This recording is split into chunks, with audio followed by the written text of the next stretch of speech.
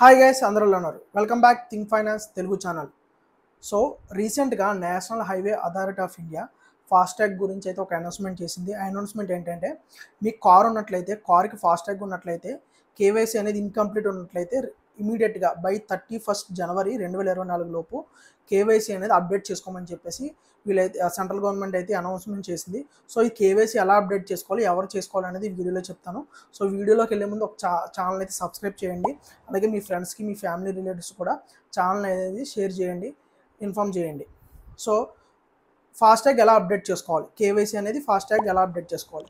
So ఇక్కడ రెండు విధాలుగా డివైడ్ చేశారు. ఒకటి వచ్చేసి national highway authority of India and banks.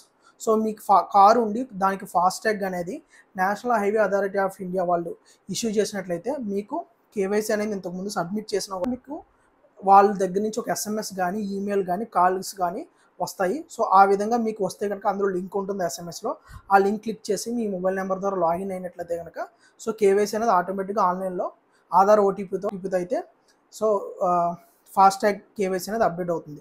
So in case banks issue చేస్తే కనుక సో బ్యాంక్స్ నుంచి మీకు డైరెక్ట్ కాల్స్ కానీ, ఎస్ఎంఎస్ కానీ, అలాగే ఈమెయిల్ ద్వారా కూడా మీకు ఇన్ఫర్మేషన్ అయితే వాళ్ళు పాస్ చేస్తున్నారు. సో అందులో లింక్ ఉంటుంది. సో ఆ లింక్ ద్వారా అయితే మీరు డైరెక్ట్గా కేవైసీ అనేది అప్డేట్ చేసుకోవచ్చు. సో ఈ రెండు విధాలుగా మీకు కేవైసీ ఇంటిమేషన్ అంటే అప్డేట్ చేసుకోండి అని మీకు ఎస్ఎంఎస్లు రాకపోతే కనుక ఫాస్టాగ్ ఉండి సో మీకు కేవైసీ అనేది ఆల్రెడీ అప్డేట్ అయ్యింది. సో ఓన్లీ ఇది ఎస్ఎంఎస్, ఈమెయిల్ అండ్ కమ్యూనికేషన్ వచ్చిన వాళ్ళు మాత్రమే ఫాస్టాగ్ అనేది మీరు అప్డేట్ చేసుకోవాలి. సో మీరు ఎలా చూసుకోవాలంటే మీకు కింద డిస్క్రిప్షన్లో లింక్స్ ఇస్తాను.